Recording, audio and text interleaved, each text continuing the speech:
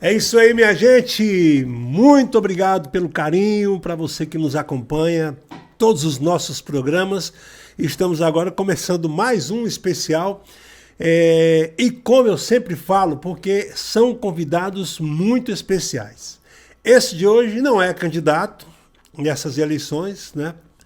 Mas ele conhece muito de candidatos de eleições e hoje eu tenho muito prazer e uma honra de receber aqui no nosso podcast. Inclusive, antes de mostrar ele na nossa tela, já vou abrir aqui o presente nosso para ele, para mostrar aqui o nosso 25º, não é isso? 25º episódio do podcast. Vou abrir aqui a caixa. E a caneca dele é especial porque não é candidato. 25º podcast, Dr. Juvenal Kleiber, tá aqui. Prazer tê-lo aqui com a gente, tudo bem? Tudo bem, Jerônimo? Muito bom dia a todos que nos ouvem, que nos assistem. O prazer é todo meu, a honra é toda minha estar aqui com você nesse seu novo projeto e realmente eu tenho assistido todas as suas outras entrevistas e também os seus entrevistados. É muito bom, um programa muito dinâmico, é excelente, parabéns pelo trabalho. Doutor, e obrigado pelo presente. Eu que agradeço o senhor pela presença aqui. E até o nome, rapaz, você tá chique. Possibilitar lhe dar esse presente aqui, porque é uma honra muito grande, porque eu tenho certeza que na hora que muitas pessoas que estão assistindo esse podcast aqui, que ouviram o seu nome, tem muitos aí, muitos, eu não vou falar, não são poucos, muitos e muitos importantes, né? Que ficaram felizes em ouvir seu nome, de lembrar que já tiveram as suas vidas políticas salvas pelo seu trabalho, né? E hoje aqui nós estamos para contar a história, né? Tem um pouquinho, né, Jerônimo? Ontem, no dia 31, eu fiz 36 anos de carreira aqui, vivo da advocacia. Como eu gosto de brincar, como e bebo da advocacia. É muito tempo, né? O tempo passa rápido demais e você não vê. 36 anos? 36 anos. Começou porque onde? Na minha época, eu estudei na Universidade Católica de Goiânia, né? Na minha época era um pouco diferente. Quando você atingiu, o curso era 4 anos normal, mas você poderia fazer ele até em 3 anos e meio, né? E na minha época, as universidades, que infelizmente hoje já não existe mais por conta da existência da Defensoria Pública, né? As universidades tinham escritórios modelos. E esses escritórios modelos que eram os defensores públicos de hoje, né? Digamos assim, né?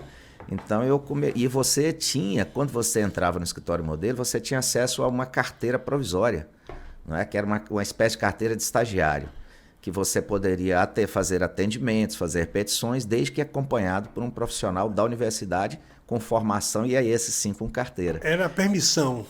Então eu comecei isso em 86, esse trabalho, né? E posteriormente em 88 eu me formei e coincidentemente hoje, Jerônimo, é o meu aniversário, estou fazendo 56 anos de idade. Olha que coisa bacana. Hoje, 3 de agosto, né?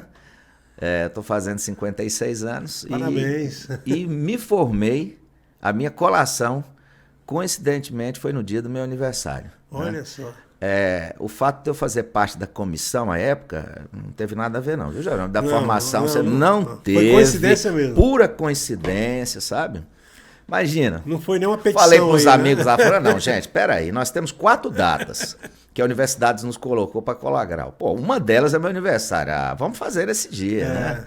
E eles, graças a Deus e a eles, deu certo e eu colei grau no dia do meu aniversário. Já começou as vitórias aí com as petições aí já, né? Os embargos, a gente brinca, os embargos auriculares na comissão começou daí, viu? Que legal. Então eu me formei na Católica. Você é goiano mesmo, de Goiânia? Eu sou nascido em Goiânia. Eu brinco muito que eu nasci em Goiânia. Eu sou filho de juiz, né? Olha, não sabia desse detalhe. Eu vou contar aqui para você, já que você gosta, você é um homem que a gente é convidado para contar a história, vou contar um pouco disso aqui para você. Meu pai era juiz de direito e logo quando do meu nascimento, meu pai, logo após, um ano após, ele assumiu a comarca de Indianópolis, que foi a primeira comarca dele, né? Então eu nasci em Goiânia e fui meio nômade, né, digamos assim. Meu pai, nós ficamos, acho que 3 anos em Indianópolis. ou 2 anos. Posteriormente, ele foi transferido aqui para Porto Nacional, onde nós saímos no ano de 72, fomos para Silvânia, próximo a Goiânia, e ele aposentou em Tumbiara em 1983. Mas já bebeu até chegar aí muita água tocantinense. Minha mãe é de Natividade. Vou contar uma história aqui, como é que meu pai veio parar aqui. Olha aí. Vamos lá. Antigamente, no final da década de 50, o exercício do Ministério Público era DOC, como era oficial de justiça antigamente. Não tinha concurso, não existia o cargo do Ministério Público em si. Então, ele era um cargo onde você era nomeado, como era nomeado oficial de justiça, entre outros cargos, né? E, na época, existia o Major Quintino de Castro, em Natividade, minha cidade, e o Major requisitou uma pessoa para trabalhar no cargo que era semelhante do Ministério Público, em Natividade região.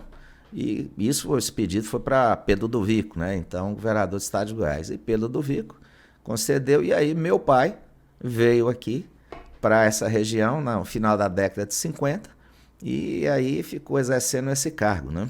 Solteiro. Na realidade, eu vou entregar o velho, ele era noivo, tinha uma noiva em Uruana. Uruana, para quem não conhece, é a terra da melancia, né? Próximo ali a Ceres, Goiás. E tinha uma noiva lá, mas chegou, como ele mesmo falava, chegou aqui nessas serras de Natividade e avistou uma morena muito bonita, que é a minha mãe, Dona Maria Genesi, e encantou por ela, começou a namorar. Só que a Dona Maria Genesi era neta do seu Major Quintino. Olha. Major Quintino.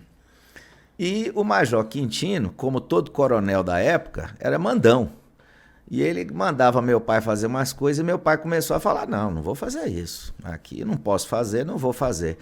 E namorando minha mãe, aquela confusão, o Major falou, se você não fizer, eu vou pedir para Pedro do Vico lhe tirar daqui.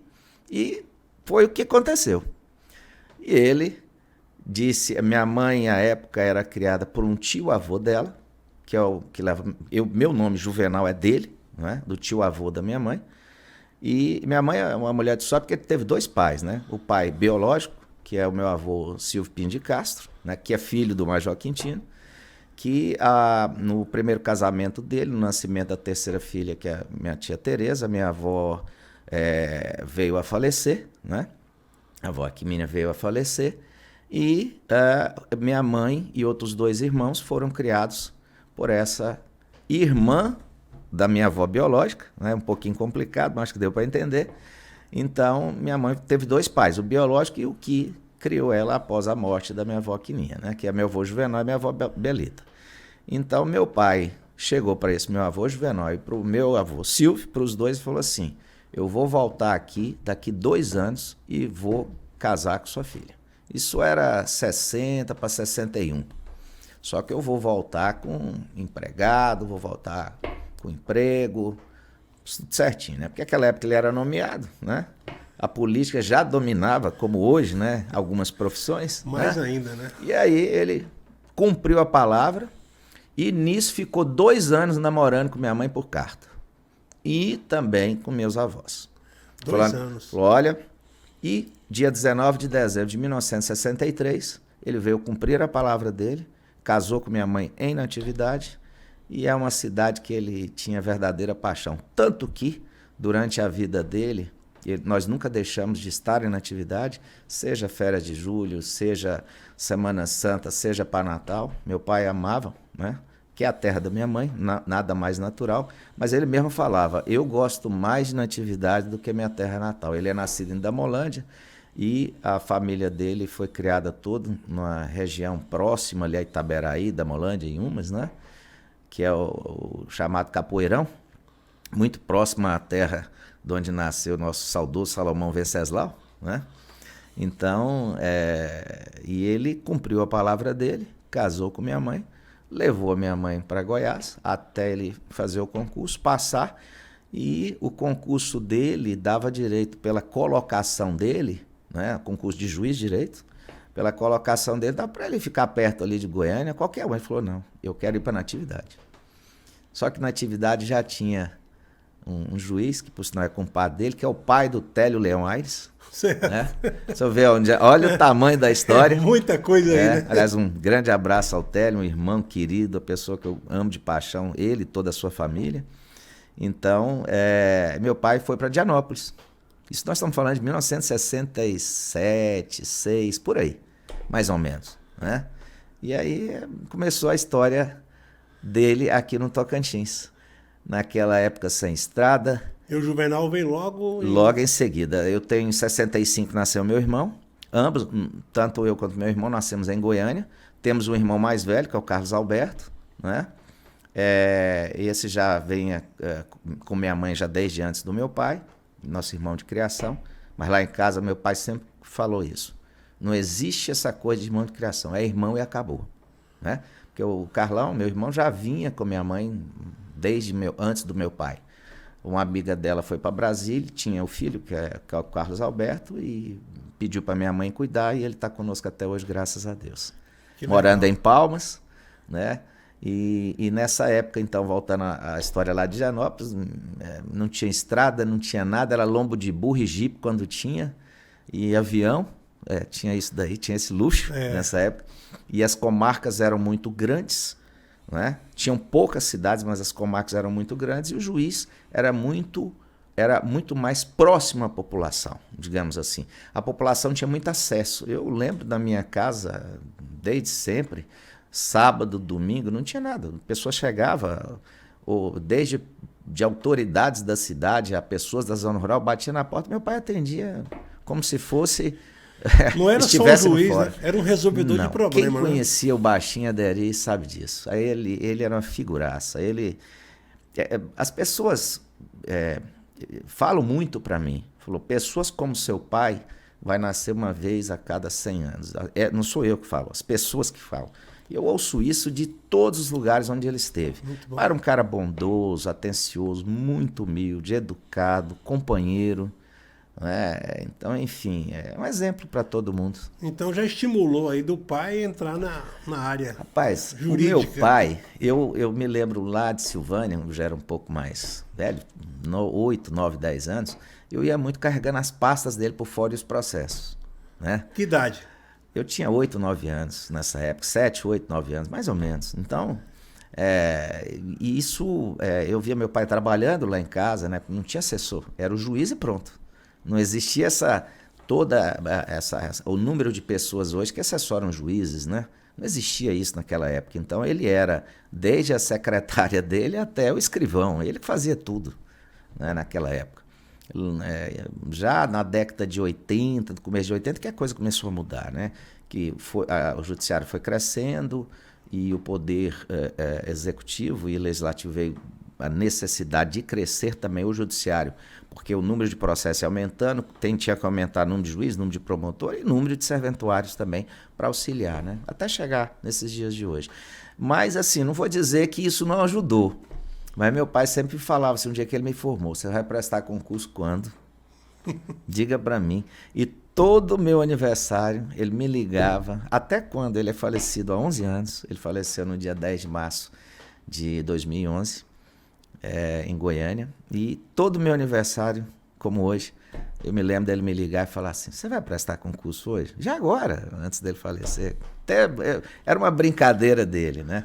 Mas ele já tinha certeza, e eu já tinha certeza há muito tempo, desde a faculdade, que eu queria advogar, que eu não queria ser juiz, que eu não queria ser delegado, que eu não queria ser promotor. Minha coisa era a minha paixão sempre foi a advocacia. E estou aí até hoje tentando ajudar as pessoas. E quando veio para o Tocantins, de fato, já como vamos advogado? Lá, aí é uma história, né? Eu me formei, logo depois que eu me formei, eu vim aqui para a Natividade, tá? E em Natividade, com essa revolução que era isso aqui, o Estado Tocantins, aquela coisa, Palmas começando, enfim, tudo novo, né? E eu me envolvi já na campanha de 88, né? Fui convidado pelo Adail Santana, então coordenador da campanha, um dos coordenadores da campanha do governador Siqueira Campos, a trabalhar naquela campanha, e assim fizemos, né? Como também, aqui na Atividade, eu fiquei na região, mas me mandaram para o Bico do Papagaio, não é? Porque não tinha poucos advogados lá e me mandaram para fazer um auxílio lá no Bico do Papagaio. Já em 90 eu já fiquei aqui no Sudeste. E nessa época não tinha avião assim para... Até que tinha, mas eles eram usados para os políticos, né? Precisavam pedir voto. Advogado ia de Toyota Bandeirante, porque não tinha estrada. A caminhonete da época era Toyota Bandeirante. Era lama e poeira. Lama, poeira. Às vezes você não chegava no destino. Era bom e era muito complicado. Mas dormir com o carro quebrado na estrada. Não existia você sair de viagem antigamente aqui. Isso eu não estou falando já desde minha época profissional, não. Bem antes. De você sair de viagem para qualquer lugar, você não levasse a matula, que a gente chama de matula, que aqui, para quem não sabe, você pega uma panela de pressão, você joga um frango lá, joga uma farinha, faz um frito e fecha a panela de pressão, pega um pano de prato, coloca os pratos e os talheres em cima e amarra. Isso era a matula da viagem. Isso era igual mala. Mala para levar roupa. É a mesma coisa. Se não tivesse a matula, porque você não sabia se ia chegar. Esse frango era muito gostoso. Nossa Senhora. E você sabe uma coisa interessante? A gente vinha de ônibus para cá, esses mais novos não sabem, né? Já pegaram esse asfalto, essas coisas todas. Mas você vinha de ônibus para cá. Você saía de Goiânia, você levava... Antigamente, você saía de Goiânia, vinha a Porto Nacional, e de Porto pegava outro ônibus para chegar na atividade. Era assim, não existia a estrada hoje que liga São Valério, Peixe, Alvorada, não existia isso aí, né? Então você tinha que vir a Porto. Era um dia de viagem, às vezes até mais. Isso quando o ônibus não quebrava, não atolava, né? Tinha isso. Aí, rapaz, veio na minha lembrança até hoje, quando o ônibus sai, umas 9 horas da noite, você só via aquelas panelinhas, e o cheiro. Nossa Senhora, aquilo ali dava um cheiro e dava uma fome no você. Garrafa térmica com café com leite. Não, aquilo ali era uma coisa... E veio na minha lembrança até hoje. Até hoje eu lembro do cheiro disso aí. Era uma coisa espetacular. Como depois as coisas vão evoluindo, você já tinha um carro para vir, já as estradas já eram um pouco melhor. Quando foi feita a estrada para a atividade passando por Alvorada, para chegar na atividade de Alvorada, dá uns 210 quilômetros. Era de chão antigamente, né? Hoje é tudo asfalto, e você passava em 3 balsas. Então, você tinha que sair lá de Goiânia ou de Tumbiara, onde meu pai morava, com horário, ou Silvânia, com horário pré-determinado para você chegar na última balsa até 6 horas da tarde, porque 6 horas parava. E as balsas não era balsa de motor, tinha um cabo de aço, e que as pessoas que trabalhavam lá pegavam umas espécies de tabocas grandes. Na hora que os carros entravam, você tinha que fazer força e puxando as cordas para começar a deslizar por conta da correnteza do rio, ela deslizava na corrente de aço, né? E aí eu chegava do outro lado. Então você tinha horário para chegar. E era uma loucura, mas muito bom. Eu morro de saudade disso, Jerônimo. Morro de saudade disso. Tem história para contar, né? Eu já dizia, o Carlos Drummond de Andrade, ele tem um poema muito bonito que ele fala o seguinte: quem não tem história para contar, então não viveu nesse mundo. Né? Então, a gente tem algumas. É isso aí. Em 88, a campanha do Siqueira.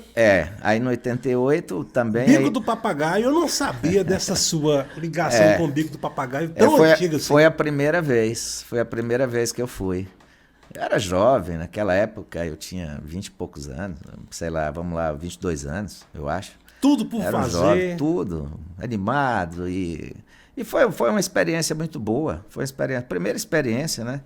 Porque, na realidade, antes de fazer direito, eu gosto muito de roça. Eu gosto muito de fazenda. Eu brinco muito que eu sou feliz não quando eu estou de terno e gravata, é quando eu estou com botina no pé. Eu fico mais realizado. Meu pai nasceu na zona rural, toda a família dele eram rurícolas. São pessoas que viviam, né, da fazenda. Meu avô plantava milho, plantava cana, fazia pinga, rapadura, enfim. Ele era uma pessoa que, sem estudo, sabia muito. Inclusive, ele fazia um remedinho para gripe, chamava alho sativo, com alho, álcool e tudo. Não tinha remédio melhor para curar gripe e tosse. Não tinha. Era só para cheirar. Nossa Senhora, rapaz. E ele fazia pinga também. Então, meu avô era uma pessoa e ensinou muito meu pai. Meu pai ensinou muito a gente, eu e meus irmãos, né? Mas meu pai falava muito isso assim: quando você for trabalhar ou quando você estiver longe do seu trabalho, leve sempre 3 coisas com você: humildade, educação e honestidade. Se você conseguir, na sua vida, seguir essas 3 palavras, você vai se dar bem. Estamos aí, estou seguindo até hoje. Juvenal Kleiber, 36 anos. 36 anos. De advocacia. Ó, você falou e negócio. Quanto de idade já? 56 56. hoje. Na eleição de 90, uma coisa interessante. Eu fiquei aqui no Sudeste e me mandaram cobrir as eleições em Taipas, Conceição, aquela região ali, né? Cidades pequenas que quase ninguém ia. Então eu gostava dessas coisas. Onde é que ninguém quer ir? É para lá que eu vou. E cheguei em Conceição lá em 90 e de repente eu olho para um lado, o que eu vejo? Télio Leão Alves. Télio Leão Aires. Doutor Télio, né? O procurador aposentado do Estado e tudo. Aí eu falei, uai, Télio, nós não temos que trabalhar aqui. Ele virou assim, trabalhar? Moço, quem trabalha dia ele brincando, né? Quem trabalha em dia de eleição é político pedindo voto. Nós só vamos ficar eles olhando esse trabalho. Se eles precisarem da gente, eles sabem onde é que nós estamos. Bora sentar ali, vamos tomar uma cerveja. Na hora que eles procurarem, a gente sabe onde é que nós estamos. E ele trabalhando na época pro Avelino e eu trabalhando na época pro Moisés Abrão, né? E aí eles já sabem onde é que nós estamos. Então toda hora chegavam lá, falou, interromper, doutor Télio, só vai ter aquele, Juvenal, aguenta aí, eu já volto. Aí de repente chamava eu, ô Télio, aguenta aí, já volto. E aí, essas coisas não tem mais hoje. E eram bem mais simples também os problemas. Muito mais simples. Eu não vou falar que eram mais simples, mas eram mais fáceis de resolver, porque muitas das coisas se resolvia na conversa. Você chegava, estava com um problema ali de compra de voto, alguma coisa, uma tentativa, você chegava, não, vamos fazer isso. Ô juiz, o juiz chegava assim e falava, não faça isso, se fizer a próxima vez você vai preso. E ali ficava. As pessoas respeitavam. Hoje não tem mais isso, né? Nem preso, né? Agora, mas tem muita história. Eu imagino, não sei, eu vou fazer aqui uma pergunta, mas assim, sim. Porque é curiosidade, dá para ter uma ideia de quantas audiências durante esses 36 anos? Nossa senhora, dá não. Em média, pelos anos e tudo? Não dá não. Para você ter uma ideia, hoje meu escritório tem mais de 8 mil processos. Daí você tira. Hoje o escritório, com o passar do tempo, eu fui fixando. Essa minha ida, vou voltar de novo, essa minha ida de trabalhar nas eleições, eu vim para a Natividade para cuidar de fazenda, para mexer com gado. Eu não vim para trabalhar. E o meu pai, com o jeitinho que ele tinha, meu pai era um homem de 1,50 m, mas de uma sabedoria. Ele chegou um dia para mim e falou assim, moço, você está aí na região, tem poucos profissionais, você está com sua carteira, começa a trabalhar, mas não deixa, você trabalha, ganha um dinheirinho, compra um gado, compra uma vaca, compra um boi, compra um bezerro. Eu falei, pai, você tem razão. Só que nessa de começar, eu comecei a trabalhar e com o trabalho foi crescendo, e do direito eleitoral eu já passei para o direito público, que é cuidar de prefeitos, municípios, né? Presto assessoria, meu escritório presta assessoria, e aí foi entrando uma coisa, foi entrando outra. Quando eu vi fazenda, gado, meu sonho de ser fazendeiro já estava para trás.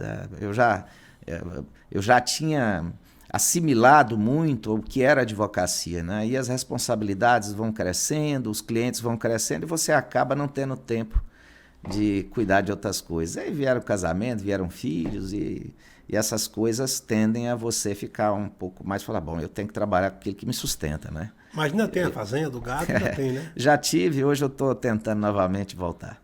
Tá certo. Hoje eu estou na região ali de Babassulândia, lá, você conhece muito boa, bem. Na beira do lago ali. Não, eu tô fora do lago.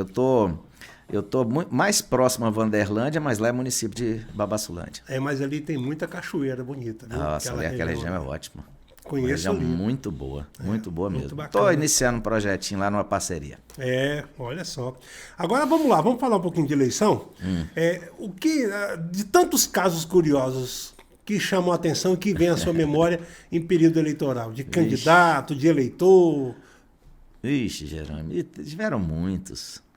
tiveram muitos.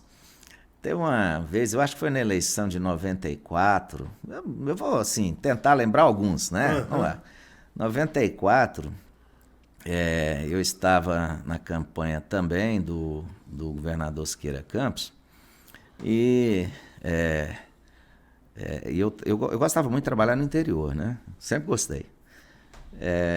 E eu não me lembro se foi aqui em Miranorte ou se foi em Miracema.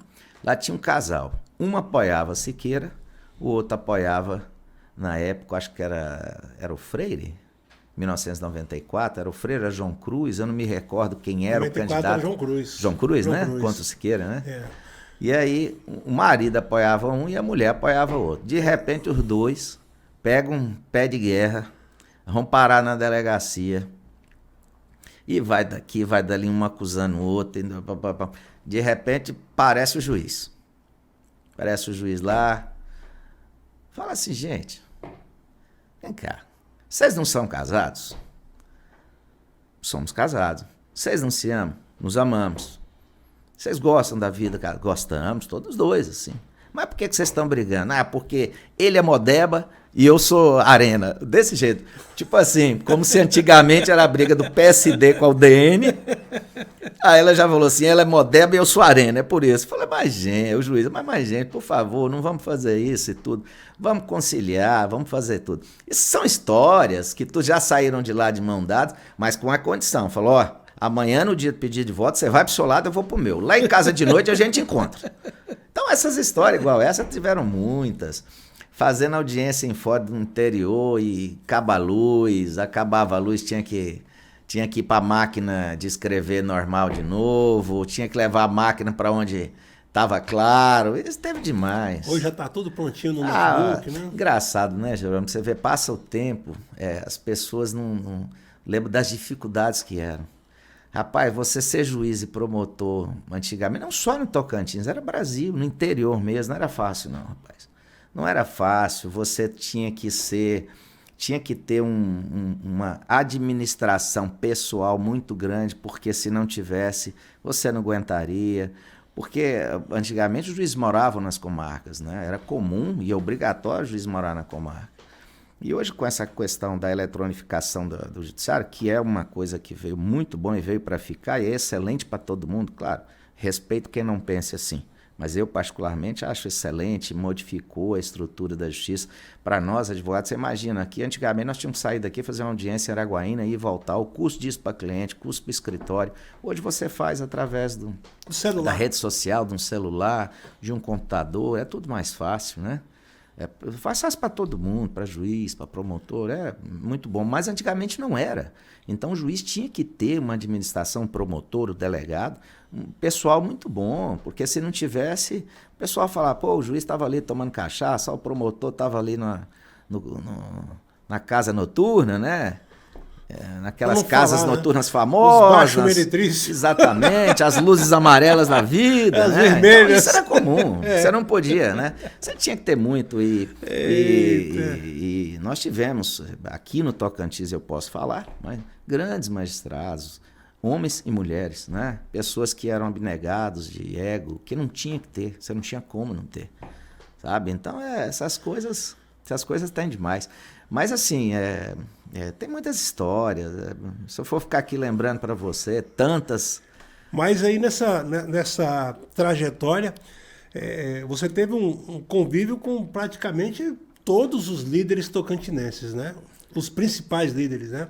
Siqueira Campos, Brito Miranda, Marcelo Miranda, João Ribeiro, Eduardo Siqueira Campos, Cátia Abreu. Todo mundo aí passou no seu escritório. Olha, todos. Você sabe que eu tive uma exceção. Esses dias eu encontrei com o deputado Zé Roberto Lula na Assembleia. Eu estava falando para ele. A única que eu me lembro que eu, dentro do meu escritório, que eu ainda não trabalhei, foi para o PT. Agora o resto, graças a Deus, todos me deram a confiança de me contratar para resolver algum problema. Mas por que o PT nunca teve essa oportunidade? Bom, o Partido dos Trabalhadores, primeiro porque é um partido de formação intelectual, né? Se você vê a história, né, do PT, Henrique Santilo fundou o PT, ex-governador de Goiás, que aliás foi uma pessoa que ajudou muito o estado de Tocantins a ser Tocantins, uma justiça seja feita. Existem algumas histórias que têm que ser contadas mesmo, porque são contadas assim de uma maneira política, mas existem. O Henrique Santilo deu muita, digamos assim, ele tinha muito interesse, e ele já não tinha, o Henrique Santilo tinha. E pagou caro por isso, tá? Politicamente, pela ajuda que ele deu, então, os líderes aqui, Siqueira, Zé Freire, aqui, para que o Estado fosse criado, através das suas bancadas em Brasília, né? Agora, nesse contexto... Do PT. Então, o PT, pela intelectualidade, então ele sempre tem pessoas. E o PT faz um tipo de política assim, muito, digamos assim, de pessoas que são do PT realmente. Bem fechado, não, né? Não, agora que o PT está se abrindo a isso, né, digamos assim, que agora que eu falo de 10 anos, 15 para cá, onde ele não está buscando as assessorias dentro dos próprios líderes que são filiados. O que eu queria dizer é isso. Isso é uma coisa particular que eu penso, tá? Uma coisa minha, que eu estou falando isso aqui, uma coisa que eu penso. Para responder a sua pergunta, por que o PT talvez nunca tenha estado agora. O Paulo Mourão, por exemplo, é um amigo da minha família de longas e velhas datas. Eu tinha negócios na região ali de Porto, na atividade da minha família, meus tios, e ele sempre foi muito presente na nossa família em tempos outroras, né? Que é uma pessoa que eu gosto muito e respeito. Era fácil lidar com Siqueira Campos, com todo o conhecimento dele, advogar para ele? Governador Siqueira, ele, como todo político, né, ele tem dias bons e dias ruins, né? E você tinha que ter a sensibilidade para olhar para ele e ver pelos gestos e palavras se ele estava no dia bom ou estava no dia ruim. Eu aprendi isso e aprendi a respeitar os dois lados, né? Porque não é fácil, você se ponha atrás de um líder como esse Siqueira Campos, a responsabilidade que ele tinha, né? Nessa época de criação e formatação do nosso estado, de tudo, né? Foi o nosso primeiro e segundo governador, 4 homens de 4 mandatos, então é uma responsabilidade grande demais e não é fácil, né? Não é fácil você lidar. Então, eu achava ele muito tranquilo, da minha parte, né? O que eu posso dizer é que ele era muito tranquilo com as questões jurídicas. Ele discutia muito, porque ele era muito inteligente. Eu brincava com ele, falava, moço, você deve ter feito curso de Direito e advogado, porque o seu raciocínio, como é também o Zé Eduardo Siqueira Campos. O Zé Eduardo, se você for discutir direito com ele, sinceramente, você tem a certeza e a convicção que ele é da área, porque conhece tudo, ele sabe com propriedade falar de tudo quanto é problema judicial feito a municípios, a estados e eleitoral. Então, como também a senadora Cátia Abreu, como também era o senador João Ribeiro, mas são pessoas diferentes. Então, eu aprendi nesses meus 36 anos a saber lidar do mesmo assunto com pessoas e aprender que elas são diferentes uma da outra. Então, você tem que ter... O Siqueira era um modo, a Cátia era outro que eu atendia, o senador João Ribeiro era outro, então eram completamente diferentes. Quem era mais fácil e quem era mais difícil? Dá para saber? Dá para fazer dá para fazer fácil, dá para fazer fácil. O senador João Ribeiro chegava para mim e falava assim, é isso mesmo? Então faça. O governador Siqueira já gostava mais de discutir. O Zé Eduardo Siqueira é uma pessoa, pela sua intelectualidade e conhecimento jurídico, ele já gostava, diferente do pai, mais que discutir, ele gostava de, junto com a assessoria jurídica, ver os caminhos, né? Senadora Cátia, de todos, é a mais profissional. Eu estou dizendo a nível de campanha. Todos é a mais profissional de que eu trabalhei. É muito organizada, né? Ela tem uns caderninhos dela que ela escreve tudo. Certa vez, em 2010, nós estávamos juntos na campanha, ela coordenando a campanha junto com o Zé Eduardo Siqueira Campos e o senador João Ribeiro, a campanha do governador Siqueira Campos contra Gaguinho, né? Gaguinho governador. 2010. E ela coordenando tudo, tá, bababá, e ela anotava os caderninhos. A gente conversando, ela anotando. Anotava tudo. E passou-se um tempo, acho que nas eleições municipais de 2016, um dia ela me chamou, conversando sobre uma coisa ou outra, ela falou assim, não, mas lá atrás você me disse. Eu falei, não, Cátia, eu não falei isso. Falou. Ela pegava o caderninho dela, falava, aqui, ó, eu anotei que você falou isso e isso, isso. Então ela é muito organizada, não é? E é uma pessoa que tem profundo conhecimento também. O Tocantins, eu penso que deu muita sorte, porque os principais líderes, eles são pessoas inteligentes, são pessoas intelectuais. E aí eu estou dizendo, cada um no seu jeito, né? Marcelo já é uma pessoa mais calma, mais, digamos assim, fala baixo, né? Aquela coisa de um tratamento diferenciado, né? A Kátia já é mais efusiva, é aquela de bater na mesa, é aquela que tem que fazer tudo, assim, cada um tem o seu jeito. Por isso que eu falo para você, você tem que saber lidar para você sobreviver nesse meio e respeitar o jeito de cada um. Você não tem que mudar eles.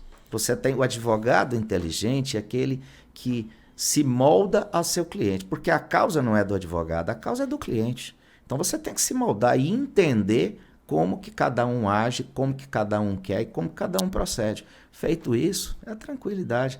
Por isso que, graças a Deus, passa a eleição, volta a eleição, a gente trabalha uma eleição para um, trabalha eleição para outro, e aí vai, isso faz parte. E a experiência do Resed 698? Foi muito boa. Mudou a história do Tocantins. E mudou a história do Juvenal.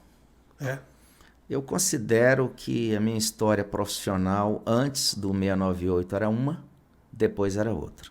E te explico por quê. Na campanha, teve aqui a 2002, nós trabalhamos na campanha do governador Marcelo, né, junto com todo o grupo. União Tocantins. União Tocantins, que foi uma das melhores coisas que aconteceu para o Estado naquela época. E a União Tocantins já vinha desde antes, né, 98 principalmente para cá e tudo. Porque quando você junta grandes líderes em prol do desenvolvimento do Estado, isso é fantástico. Você veja só a nossa situação hoje. Nós temos grandes líderes separados pela política. Mas o Estado precisa ter grandes líderes juntos para o Estado. E isso ocorreu lá em 98 e 2002. Com a questão de 2004, com aquela desavença, não é, política entre Miranda e o Siqueira, cada um teve que fazer a sua escolha. Né? Eu escolhi continuar com o projeto do governador Siqueira e fomos para a eleição de 2006. Uma eleição complicada. Você se lembra bem, Araguaína, alguns fatos. Nós dois somos provas disso, né, Jerônimo?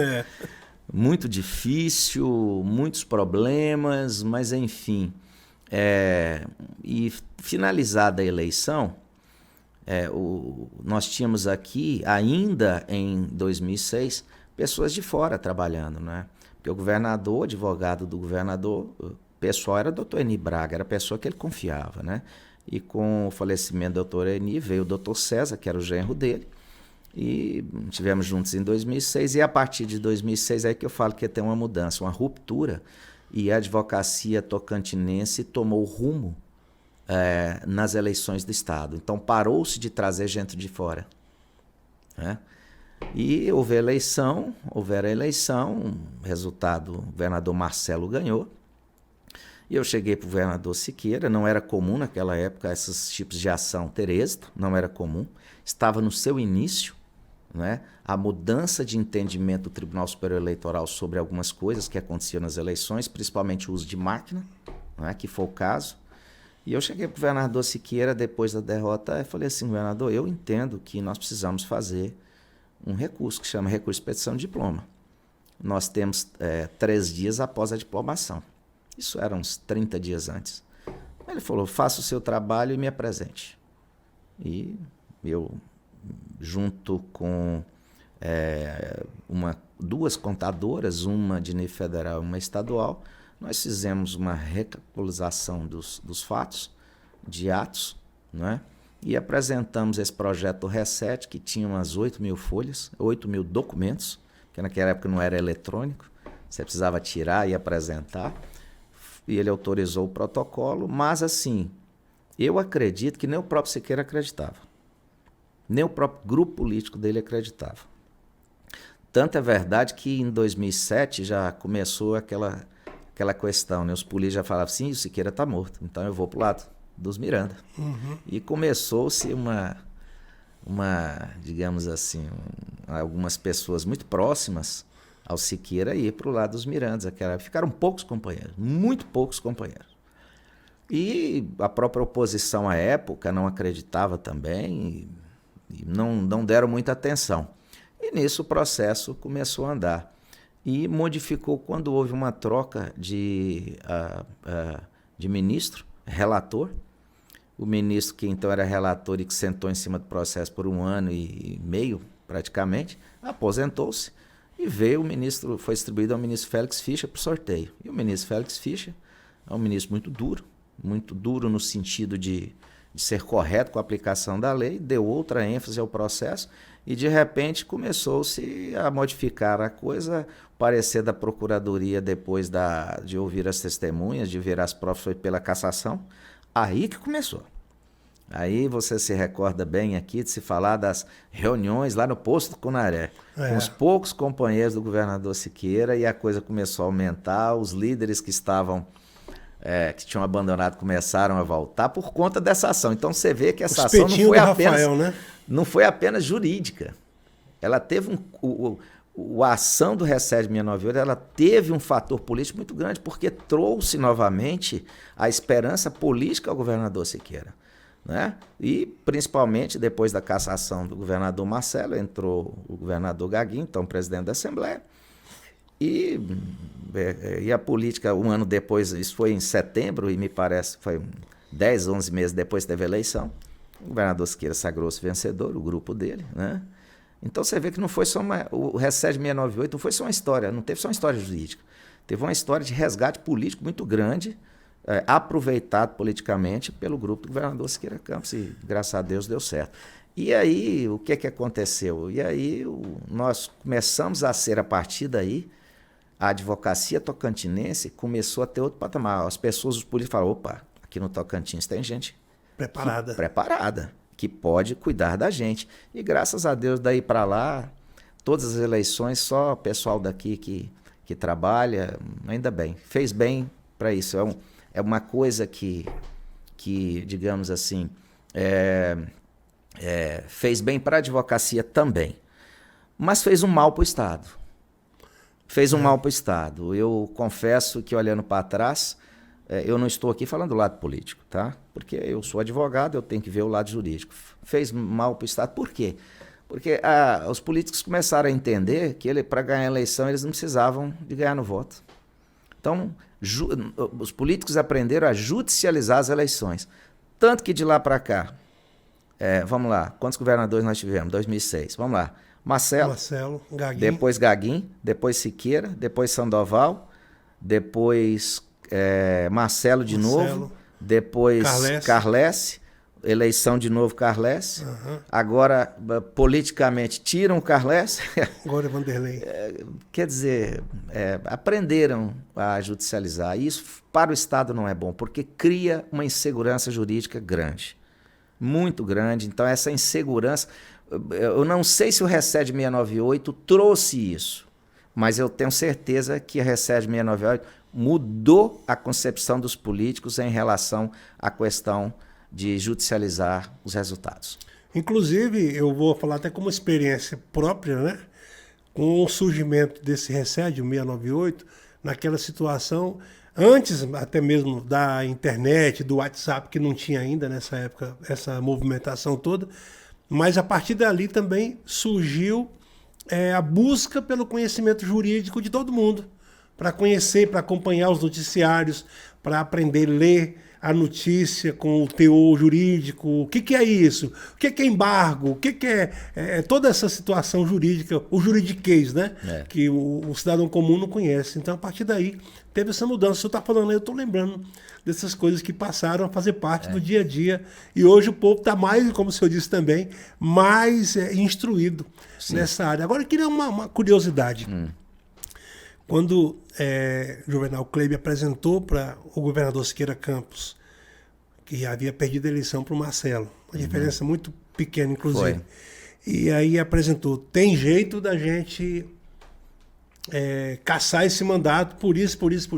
Ele falou, procura lá, monta o seu processo. Como é que ele falou a linguagem? Não, ele virou para mim e falou assim, não era a maneira que eu queria, mas eu sei que essas eleições não foram normais. Essas foram as palavras dele. Certo. Eu, pela minha experiência, eu tenho certeza que essas eleições não foram normais. Então, se dentro dessa documentação que você for juntar, tiver essa certeza que eu tenho, você pode entrar. E eu provei para ele antes de entrar, justamente que essa anormalidade nas eleições à época que tinha acontecido, né? Com alguns atos. E aqui, vamos ser justos, muitos deles não foram nem praticados pelo governador, mas como ele era governador, ele assimilava a popularidade, ele assimilava o ganho de votos das pessoas que recebiam os bens, né? Então, Isso. mas enfim, mas ele falou isso para mim e ele autorizou com essa certeza. Agora vamos lá para o dia do julgamento, da sua sustentação no TSE, de todo aquele processo ali envolvendo o Tocantins como o todo e o estado todo voltado para aquela situação, quando o ministro Aires Brito deu ali o veredito da ação, cassando o mandato do governador Marcelo Miranda na época. Como foi a conversa de Juvenal Kleber com Siqueira Campos depois disso daí? Você sabe que, obviamente, o que ocorre? Quando ninguém acreditava nessa ação, só existia as pessoas que trabalharam aqui, né? A partir do momento que essa ação foi ganhando corpo, aí apareceu o Dr. João Costa, né, de Brasília, que era um advogado criminalista, constitucionalista, por sinal muito bom nessa área, e que não tinha ainda atuado no direito eleitoral, né? E ele era nomeado até mesmo pelo governador Siqueira Campos, digamos assim, a pessoa que era responsável pelo andamento do processo, né? Então, são coisas diferentes. Nós trabalhamos juntos, né? Mas aqui no estado todo mundo sabe que daquilo que nós fizemos, qual foi a nossa parte e qual foi a atitude que nós tomamos, né, profissionalmente, e ele conduziu esse processo, que morava em Brasília, ele é de Brasília, é um professor, né? Então ele conduziu esse processo lá. Então o governador recebeu com muita alegria e nos agradeceu profundamente, e aí eu fui para um lado, ele continuou a vida política dele, eu continuei minha vida jurídica. Encontrou com Marcelo Miranda depois disso? Coisa mais interessante do mundo. Eu participei da cassação do Marcelo em 2006, participei da cassação dele em 2010, porque ele estava inelegível por conta da condenação do Recede. Ele ganhou o Senado, você se lembra bem. Foi um dos autores da ação que cassou ele. E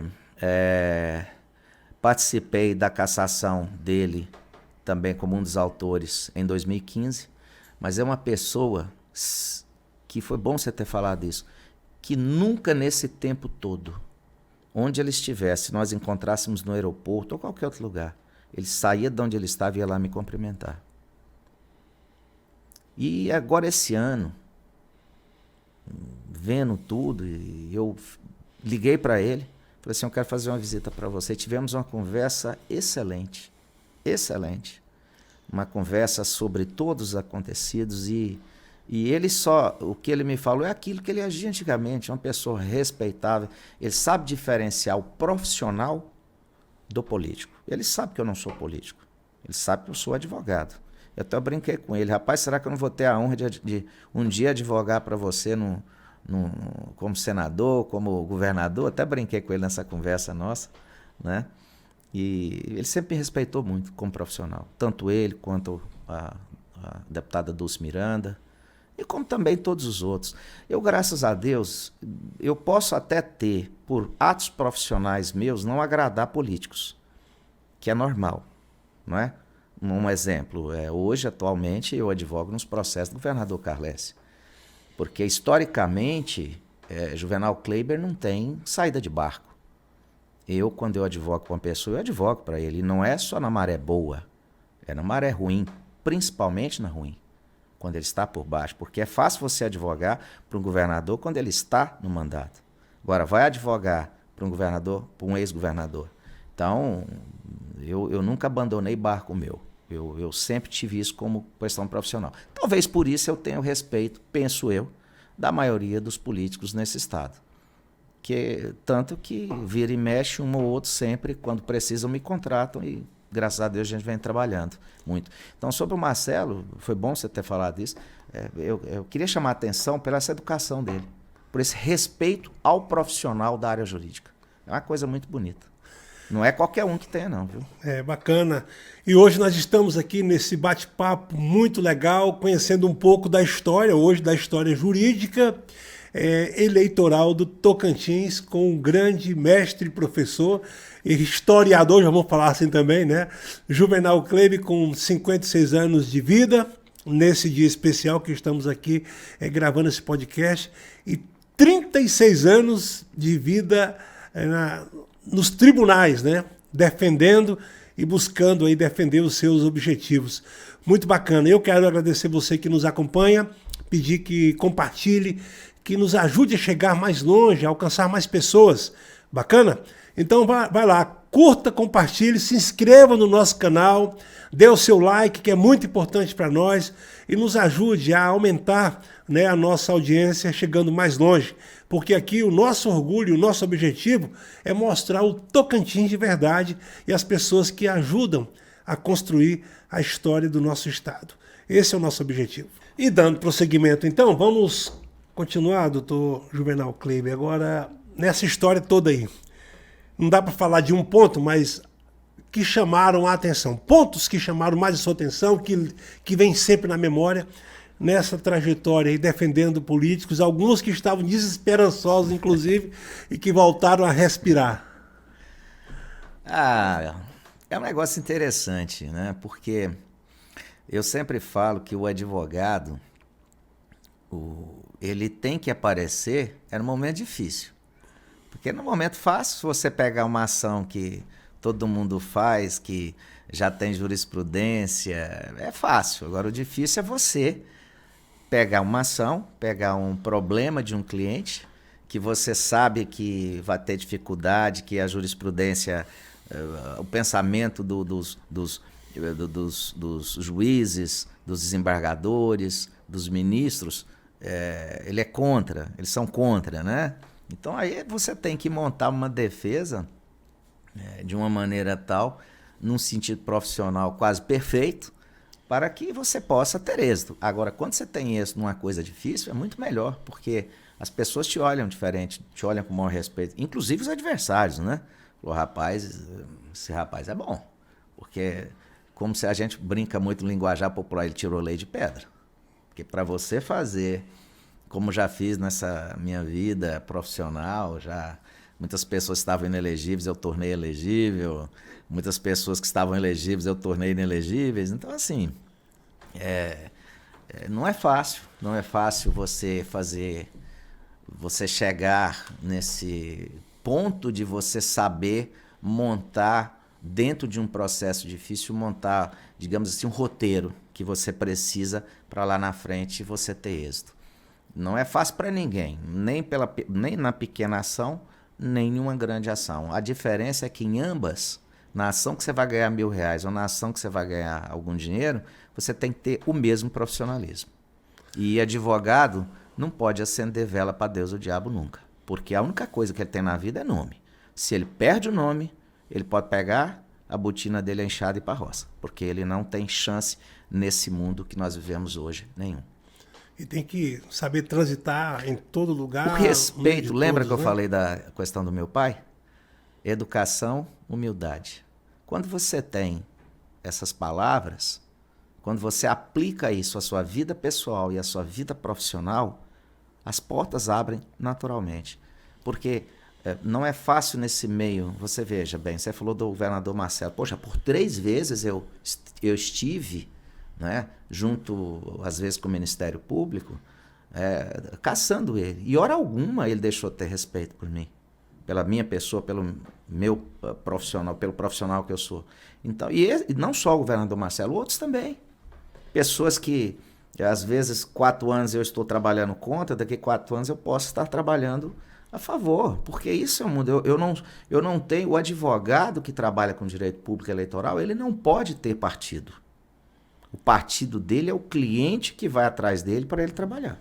E nesse caso aí até o próprio cliente, não, eu vou procurar ele agora porque na outra ele ganhou de mim, né? Tem isso também, tem né? isso, tem isso. Não deixa de ter, não. Não deixa de ter. Isso tem, isso favorece muito. Porque as pessoas não reconhecem, às vezes você nem ganha, mas você é um profissional, você faz um trabalho profissional tão bom, que é esse que é a nossa, eu brinco muito, a dignidade jurídica do advogado é fazer um trabalho bom, correto, com profissionalismo, honestidade e educação. Porque você não pode estar, só porque você está na audiência, você não vai xingar juiz, xingar promotor, não. Não faça isso. Isso não é coisa. A carteira do advogado, ele serve para mostrar para os outros que você tem uma profissão. Você é um advogado, mas você é um advogado como outras pessoas são médicos, outras pessoas são professores. É uma profissão. Não pode, por conta dessa carteira e dessa profissão de advogado, e por estar na Constituição que a advocacia faz parte da Justiça, né, junto com o Ministério Público e o Judiciário, você não pode achar que só por isso você pode estar agredindo verbalmente ou mesmo por escrito juiz, promotor ou parte. Não, você não tem necessidade disso. Hoje, com 36 anos de história, de luta aqui no Tocantins, voltando lá para 86 para 2002, na sua avaliação, o que mais mudou? 2022, né? 2022, isso, 2022. De 86 para 2022. O que mais mudou nesse tempo aí para a advocacia no Tocantins? Eu, não por ser filho de magistrado, mas uma das coisas que mais contribuiu para que a advocacia no Tocantins se desenvolvesse foi sempre o bom relacionamento entre Poder Judiciário, Ministério Público e a Ordem dos Advogados do Brasil, no nosso caso, a seccional do Tocantins. Quando há um equilíbrio e um respeito mútuo, você pode ver que sempre a coisa se desenvolve.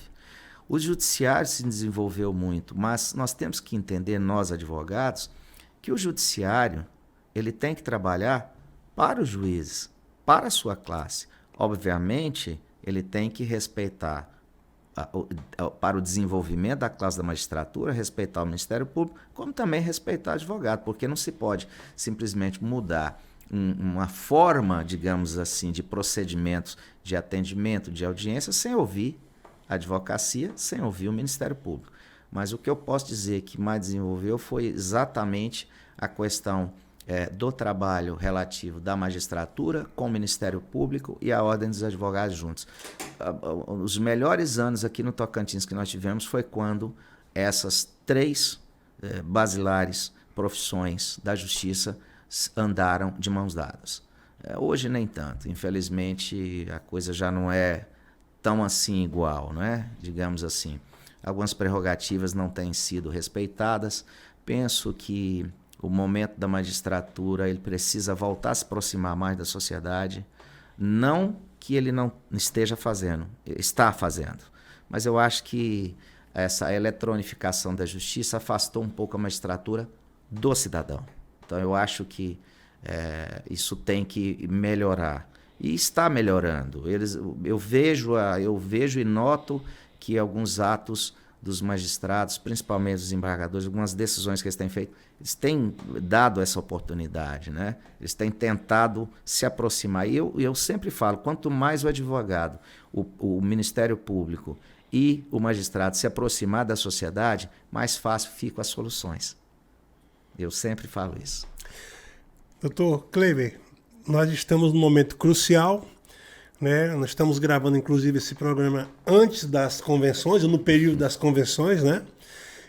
Mas o prazo para a mudança dos registros até o dia 15 de agosto. Na sua experiência aí de advogado eleitoral, o que nós podemos prever aí nesse quadro do Tocantins? Jerônimo, Tocantins, eu brinco muito que a política do Tocantins é roteiro para qualquer peça. Porque você pode esperar de tudo, né? As pessoas falam assim, você já escolheu quem que você vai trabalhar? Eu falei, eu nunca ponho o meu trabalho em jogo antes do registro das candidaturas. Porque até lá muita coisa muda. Você veja só, há 20 dias atrás nós tínhamos um cenário, 30 dias atrás. Hoje nós estamos a 2 dias das convenções, que sexta-feira, dia 5, é o último dia, né? O cenário é completamente diferente. Quem era pode não ser, quem não ia ser candidato a nada vai ser, ou pode ser, né, digamos assim. E entre o final das convenções e o dia 15, que é o último dia de registro, muita coisa pode mudar também. Então, eu vejo um cenário completamente aberto. Se você falar assim, você tem uma bola de cristal, eu nem na bola de cristal eu hoje poderia falar para você o que vai acontecer daqui até dia 15. Né? Mas faz parte da política. Isso é política. A política é o ato de você convencer o adversário político a entrar num projeto ou convencer a sair desse projeto, né? Tem isso também. Mas muita coisa vai mudar e eu acredito que surpresas poderão ocorrer. Bacana, doutor. Eu quero agradecê-lo pela presença aqui e para encerrar esse bate-papo, já marcando para um próximo futuro a gente ter de novo mais esse tempo para conversar, eu gostaria muito que o senhor olhasse agora para o Tocantins e para os jovens tocantinenses que estão aí ingressando na faculdade de Direito, ou aqueles que já estão na faculdade, com o pensamento de um dia chegarem a ser aí, quem sabe, perto de um Juvenal Kleber, já com história de tanto sucesso no Tocantins. O que dizer para essas pessoas? Eu vou dizer para eles o que meu pai me disse quando eu comecei a minha faculdade. Meu pai me disse assim: se você quer ser um advogado, estude, seja correto, seja honesto, confie no seu trabalho e tenha uma meta. Se você quer ser um promotor, a mesma coisa. Se você quer ser um juiz, a mesma coisa.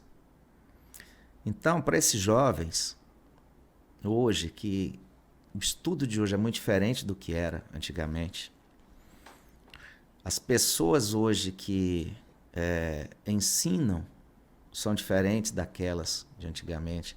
Para você ter uma ideia, meus professores, quase 80% eram ou promotores, ou juízes, ou desembargadores, ou procuradores. Para você ter uma ideia. Então, o nível era muito alto. A docência, ela deixou de ter um... não que os atuais, eu não estou aqui criticando aqueles professores atuais, não é isso. O que eu estou dizendo, demonstrando de que antigamente essas pessoas, elas tinham na docência de uma universidade uma missão. Né? Hoje, infelizmente, já não.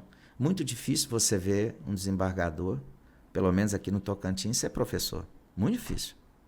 Você não vê um procurador de justiça, você não vê... É muito difícil você ver. Não estou dizendo que não tem, mas é muito difícil. Então, para esses jovens hoje que estão começando, estude. Se você quer ser um advogado, você brincou nisso, Juvenal. O Juvenal não é nada. O Juvenal é um simples advogado que procura fazer com correção os trabalhos de seus clientes. Então, para esses jovens, é estudar, focar, tem um projeto de vida. O projeto da vida daquele que inicia um curso de direito, ele já tem que saber.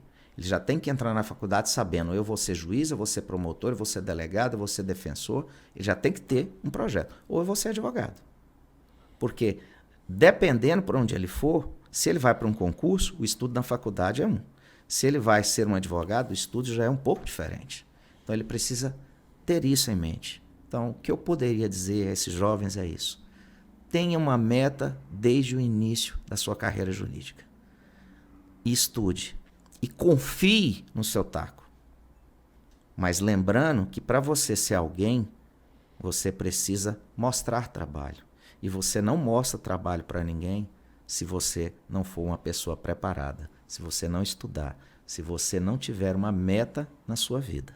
Então, talvez seria isso que eu falaria para esses jovens. Muito obrigado. É um prazer tê-lo aqui. Jerônimo, eu que agradeço. Desculpa aí pelo tempo de excesso, que são Não, tantas tá coisas. tranquilo, aqui não tem isso não. É muito bom estar aqui e, através do seu programa, estar falando com todos. Hoje a gente tem essa facilidade mundial, né? As pessoas que estão hoje na China podem acessar as redes sociais e irão nos ver daquilo que conversamos hoje. E dizer que 36 anos de carreira, eu estou muito feliz. E eu hoje tenho a mesma convicção que tinha quando eu comecei minha faculdade, de ser um advogado feliz. E hoje eu sou muito feliz, graças a Deus. Eu queria aproveitar aqui, eu não poderia deixar, né? Mandar um abraço primeiro para minha querida Natividade, minha cidade de coração. Queria aqui mandar um abraço para minha esposa Leíse, os meus filhos, Michele, que vai me dar meu primeiro neto, ou neta, nós ainda não sabemos, né? Ao Christian, que hoje mora em Gramado, no Rio Grande do Sul, a Michele está em Goiânia, e ao Tiago e Eduardo e o João Pedro, que estão aqui comigo hoje.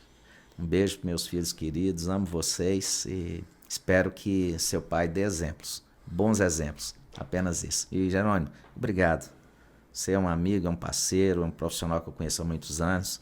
Parabéns pelo seu trabalho. Fico muito feliz de ver você trabalhando com seus filhos. Isso é uma coisa fantástica.